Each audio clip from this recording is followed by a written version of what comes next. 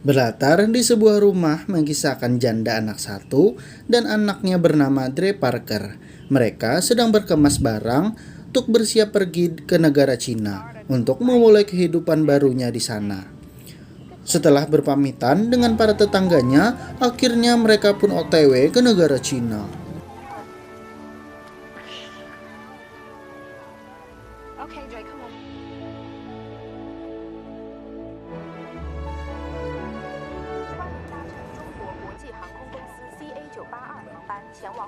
叫什么名字 What's your name?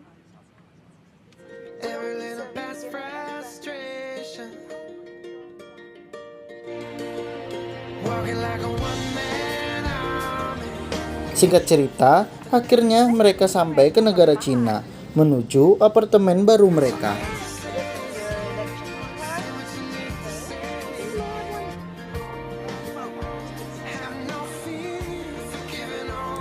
Setiba di apartemen, dia berkenalan dengan anak pirang bernama Harry, tidak pakai Potter. Harry membantu mengantarkan barang ke kamar mereka. Electricity card because we don't have these in America. Oh, that's our park. You should go right. So I guess I'll see you later then? Maybe. Okay, this is your rental agreement in English. So Mrs. Parker, so I'll see you tomorrow, okay? Okay, sure. Thank you. Oh, wait. Si ibu menyuruh Dre mencari tukang servis karena air hangatnya tidak berfungsi. 出门往左走，再往左走。 Thanks. Miss Han? Setelah bertemu Pak Han, dia memberitahu kerusakannya di kamar mandinya. Karena sedang makan, Dre pun pergi dari sana karena tidak ingin mengganggunya. Dre pergi ke taman di dekat apartemennya. Mereka mengajak Dre bermain basket. You play, right? Yeah. Come on. Yeah, woman.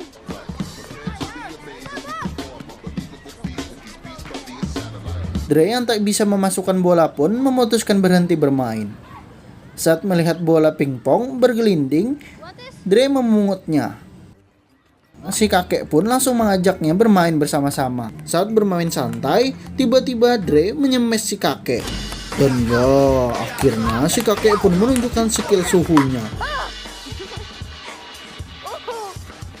Di sana dia melihat gadis cantik duduk sendirian di taman dan mengajaknya berkenalan. Hey. What's up? Shu Shen Muji.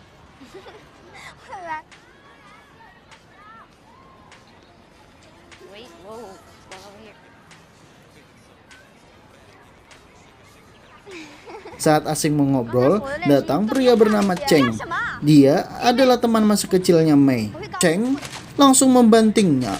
Mereka pun berkelahi.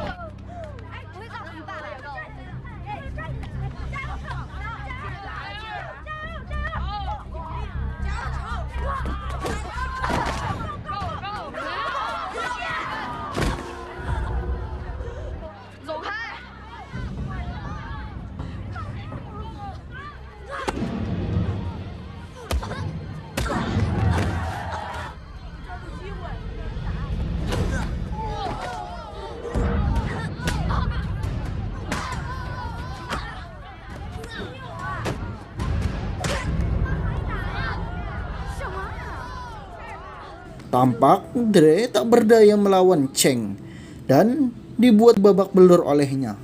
Besok harinya, saat berangkat sekolah, Dre diantar mamanya ke sekolah. Dre melihat Cheng dan pasukannya di sekolah yang sama. Packages that will be better tomorrow. Yeah. And hats. Saat jam istirahat, Dre bertemu kembali oleh Mei dan membantunya mengambilkan makanan karena Dre tidak bisa memakai sumpit. Sembari meminta maaf soal kejadian semalam. Thanks. I'll make you. Sorry about Joe. So that's his name. I have to go practice. Wait. You eaten?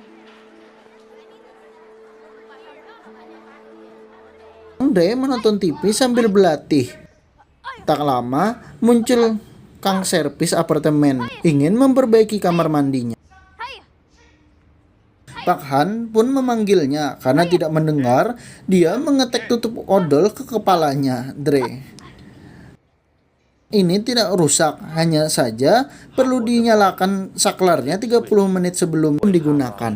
Besok harinya saat istirahat, Dre menghindari Cheng.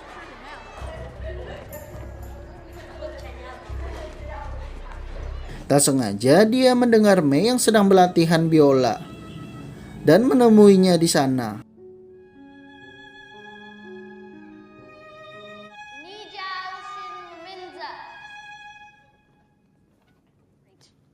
Thank you. Tak lama pelatih pun datang. Dre segera pergi dari sana. Academy of Music. Oh, gotta go.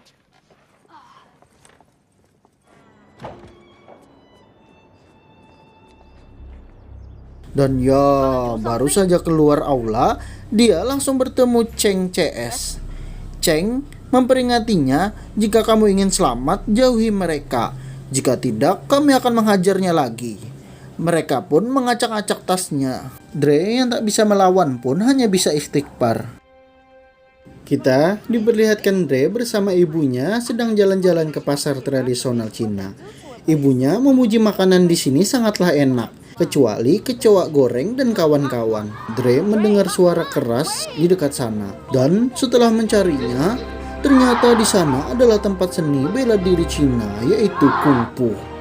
Konon katanya, Po sang pendekar naga pun berlatih di sini juga. Dan ya, Dre melihat Cheng berlatih dengan para senior, membuktikan bahwa dia seorang ahli kungfu tingkat tinggi. Dre pun langsung pulang dari sana. Sang ibu pun bertanya kenapa sikapnya tiba-tiba berubah. Dia benci di sini dan tak bahagia di sini. Dia ingin kembali ke rumahnya di Amerika. Ibu bilang sekarang ini rumah kita. Dre, please let me help. I wanna go home. Dre hanya bisa pulang sambil menangis.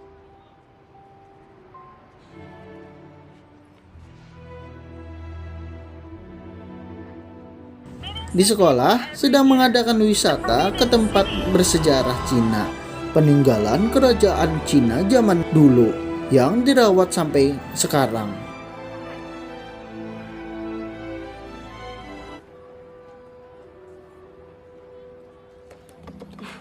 Selama di sana, Dre harus selalu menjauh dari Cheng CS. Yeah.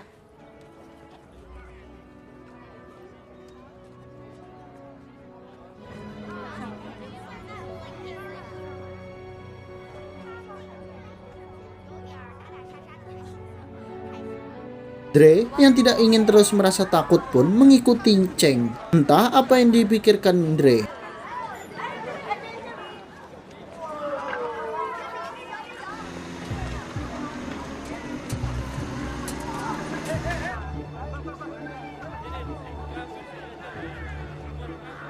Dan ya, ternyata Dre menyiram mereka dengan air comberan.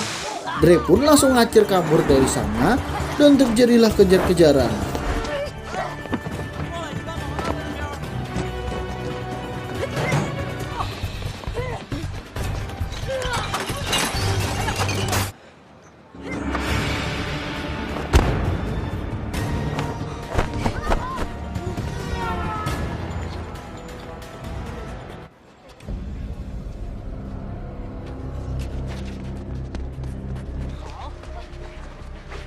Akhirnya Dre tertangkap dan langsung dipukuli.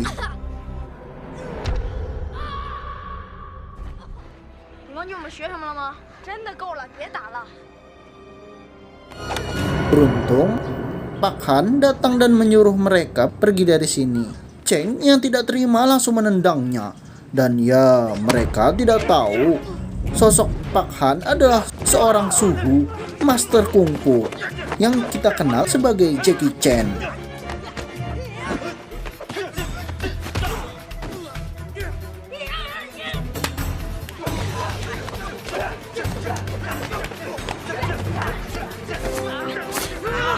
Dan ya, Pak Han mengalahkan mereka semua tanpa memukulnya sama sekali dan menyuruh mereka pergi dari sini.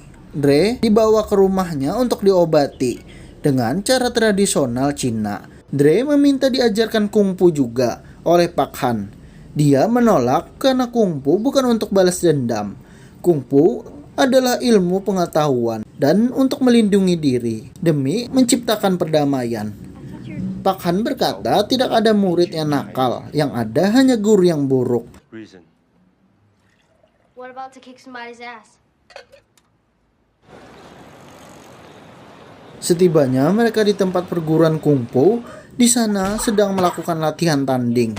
Melihat anak muridnya ragu menyerang lawannya yang sudah tumbang, sang guru pun langsung memanggilnya dan langsung menamparnya. Si guru bilang tidak ada kasihan dan tidak ada rasa ampun.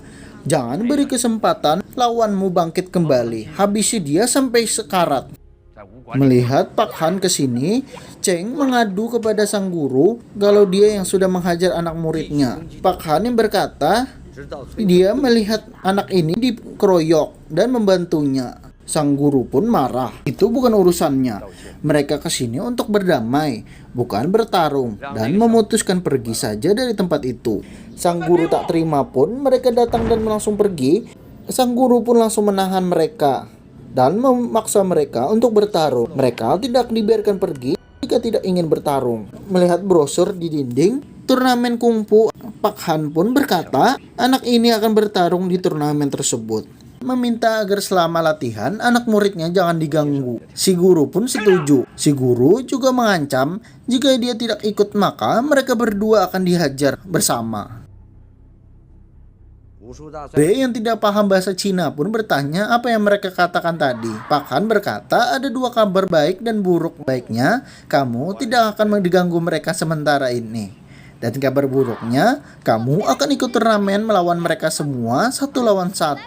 Dan juga Pak Han akan melatih Dre kungfu yang sebenarnya.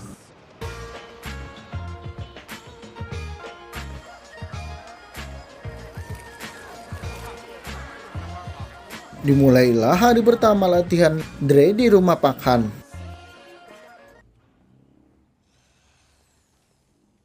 Mr. Han?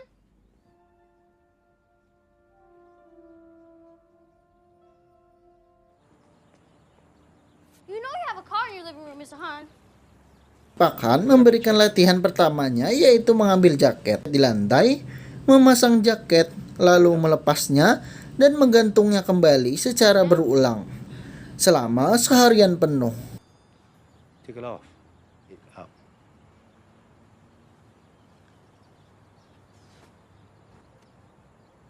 Hang up. Take it down. On the ground. Pick it up. Hang it up.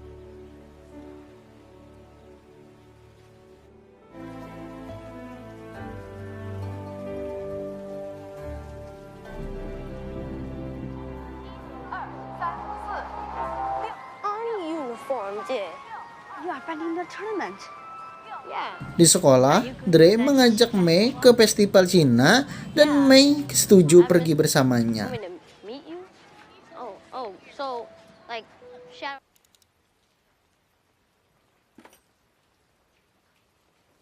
Dre bersama ibunya dan Pak Han pergi ke festival Cina. Dre izin pergi untuk membeli makanan dan ke toilet 20 menit lagi akan kembali.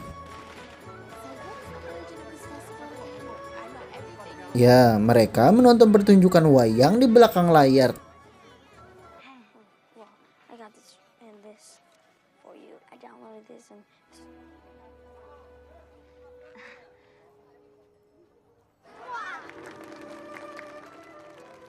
So what's this show about?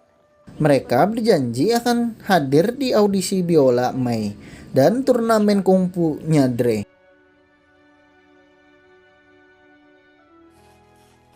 What up, Mr. Han?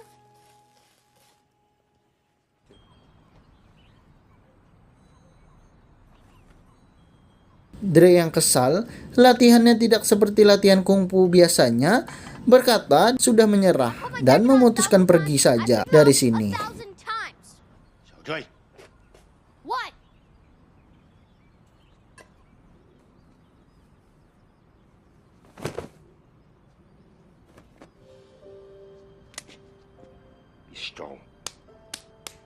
Remember, always strong. Latihan sederhana itu adalah gerakan memperkuat fisiknya dari kebiasaannya sehari-hari. Secara sederhana, itulah kungfu. Strike. Hang up and attitude. Check out.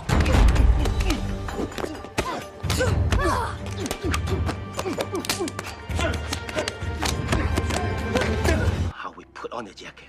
How we take off the jacket.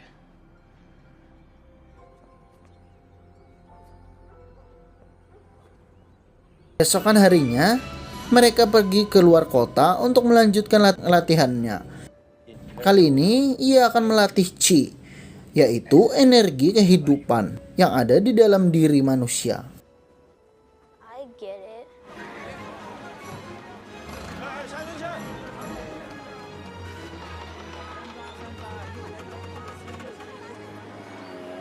Dan mereka menaiki gunung lembah naga.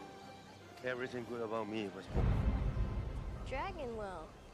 It's probably closer than it Di is. sini adalah tempat Pak Han belajar awal mula kungfu.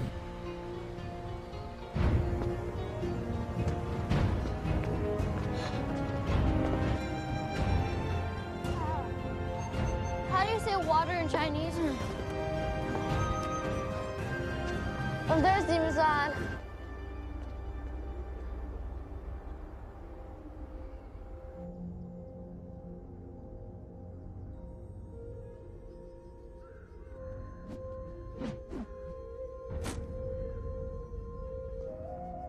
Terlihat di sana sedang berlatih kungfu.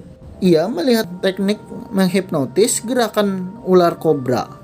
Teknik ini membuat dirinya setenang air, sehingga lawannya secara tidak sadar mengikuti gerakannya seolah-olah dia melihat dirinya sendiri di pancaran cermin. Dragon Well? Yes. Me is a magic kung fu water.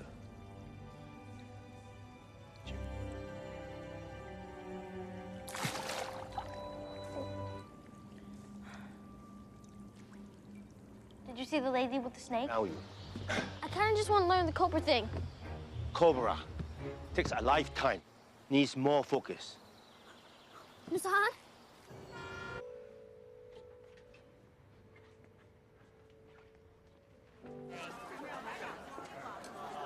Have the right of way. 6-year-old Chinese man, he thought he was gonna get a little treat. Dre, please stop that. You look crazy. Here, eat your.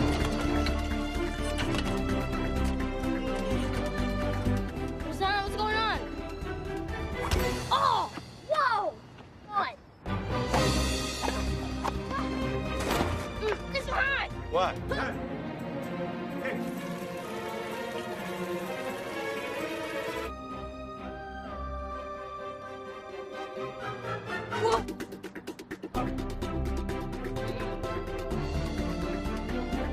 Saat ingin latihan, Pak Han berkata, hari ini libur dulu karena latihan berlebihan tidak baik untuk tubuh. Tubuh juga perlu istirahat juga. Saat di sekolah, Dre melihat Mei yang sedang cemas karena besok akan audisi biola dan memutuskan ingin berlatih seharian. Dre yang ingat perkataan Pak Han berkata dia harus fokus pada yang sudah diajarkan dan tidak lupa juga untuk istirahat. Dre mengajak Mei jalan-jalan keluar sekolah. Dang, have you been to the gym? No! Come on, we're gonna go have some fun!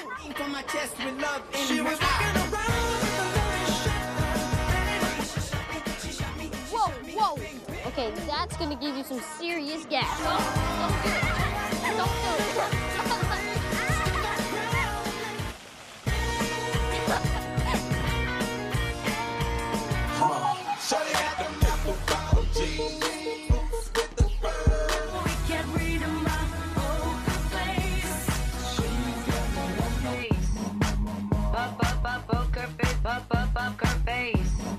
That's like American dancing. Like, you used to have a group. No.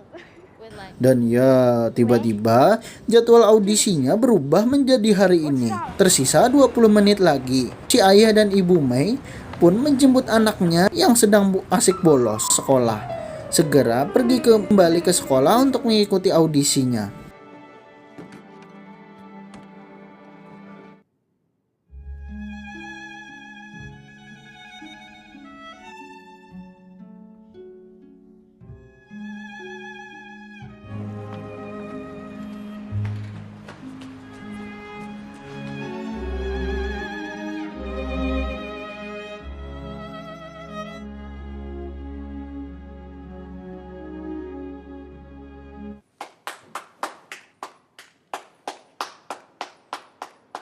Setelah penampilannya, orang tua Mei melarang anaknya berteman lagi dengan Dre karena dia membawa pengaruh buruk kepada Mei. Hey, you are bad for my life.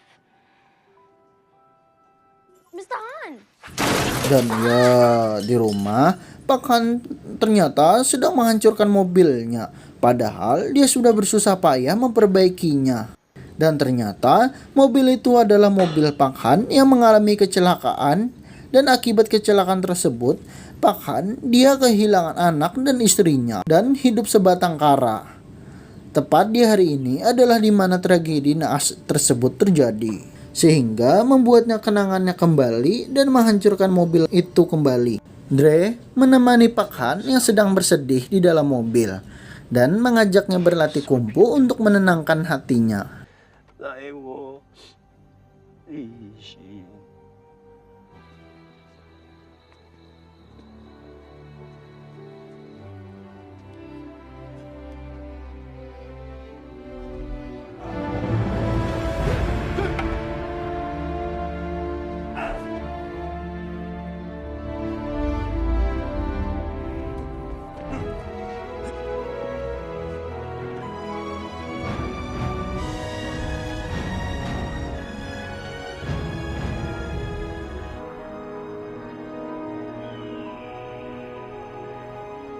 Hari demi hari, Dre terus berlatih dengan keras, giat.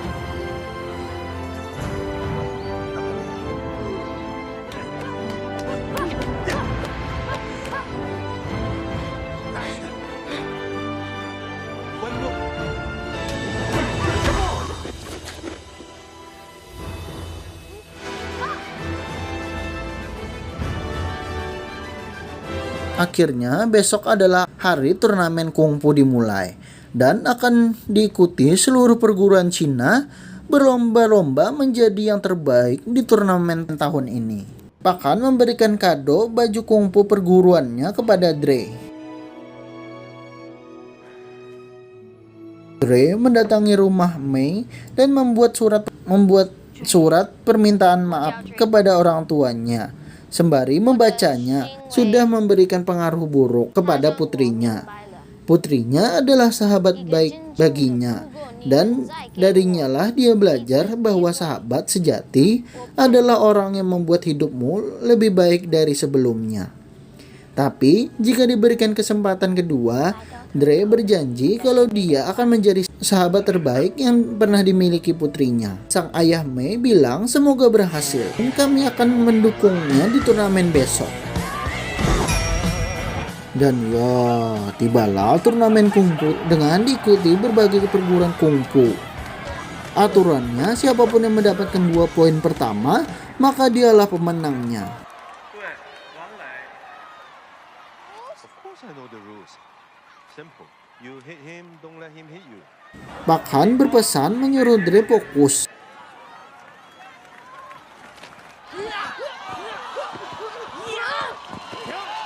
Sempat kewalahan karena kabur dari arena. Akhirnya, Dre pun mulai terbiasa bertarung. Next time, no face. Sorry, I can't help it. Next point, winner.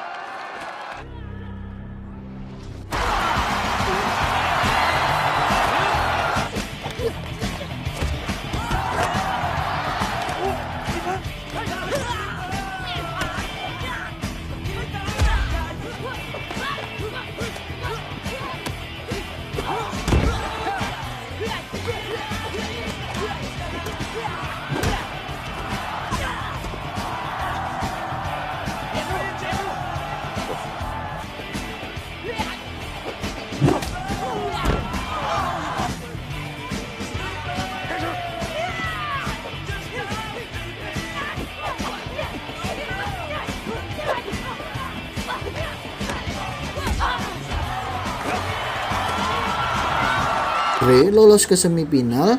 Siapapun yang lebih dulu berhasil mendapatkan 3 poin, maka dia akan lolos ke final. Tampak di arena sudah dibuat lebih megah dari babak penyisihan sebelumnya. Dan dimulailah babak semifinal. Semifinal pertama, Cheng melawan anak pang dari perguruan jalanan.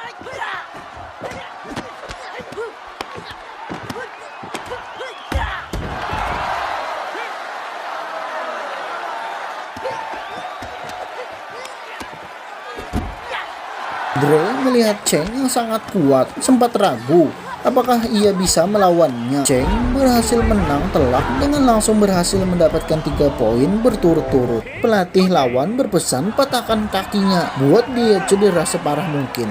Otomatis Cheng lah akan menjadi juaranya. Mau tidak mau, si murid pun mengikuti perkataan sang guru. Focus.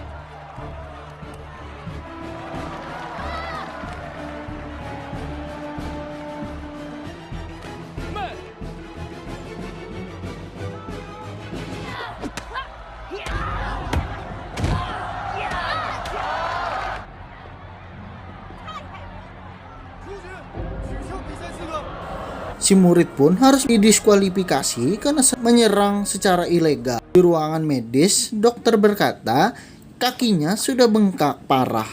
Dia sudah tidak sanggup berdiri normal, sebaiknya berhenti saja. Dan sudah sangat hebat berjuang sampai ke babak ini. Di arena sendiri, juri memberikan waktu 5 menit lagi untuk Dre kembali ke arena. Jika tidak, maka didiskualifikasi karena tidak bisa mengikuti pertarungan final.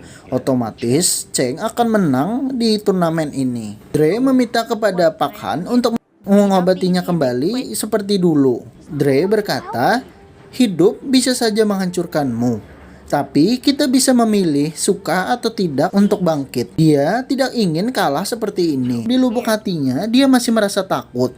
Dan dia ingin menghadapi ketakutannya itu dengan kekuatannya sendiri. Dia tidak ingin lari lagi.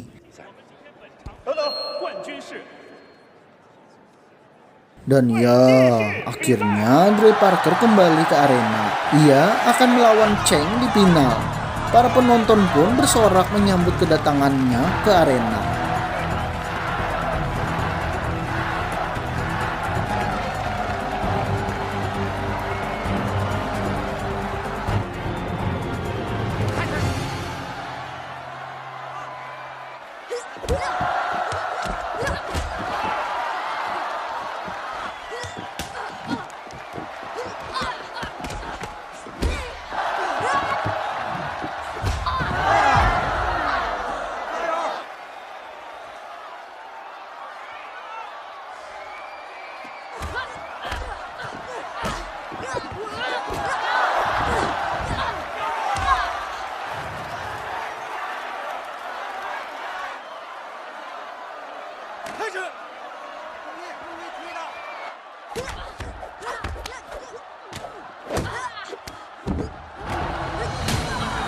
Dre berhasil membalikkan keadaan dengan unggul sementara. Dia hanya tinggal 1 poin lagi untuk menjadi juara. Si pelatih memanggil Cheng.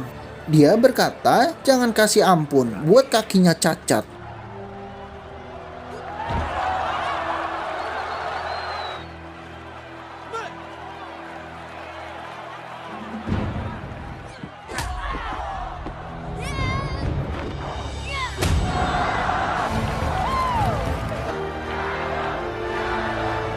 Sembari menahan rasa sakitnya, Dre pun bangkit kembali dengan 1 kakinya.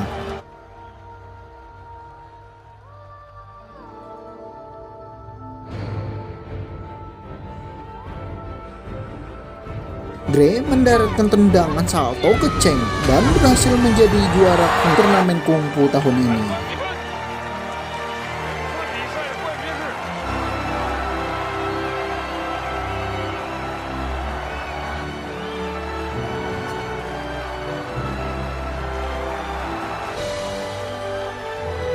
Akhirnya, Cheng dan temannya memberikan penghormatan kepada Pak Han karena sudah menunjukkan kungfu yang sejati. Tamat. Pesan yang kita dapat dari film ini adalah terkadang kehidupan membuat kita berada ke titik terpuruk. Namun kita memiliki pilihan antara suka atau tidak, antara pasrah akan keadaan atau bangkit kembali menjadi lebih kuat. Untuk teman-teman yang sekarang sedang bingung hari ini, tak mengapa, jalan kita memang tidak sama dengan orang lainnya. Percayalah, semua orang berjalan pada jalurnya masing-masing. Maka jadilah versi terbaikmu, dimulai dengan hari ini, besok, dan seterusnya. Maka jawabannya akan datang dengan sendirinya. Saya Tom mengucapkan terima kasih banyak sudah menonton. Sampai jumpa di video berikutnya. Adios. Es Serut Antartika.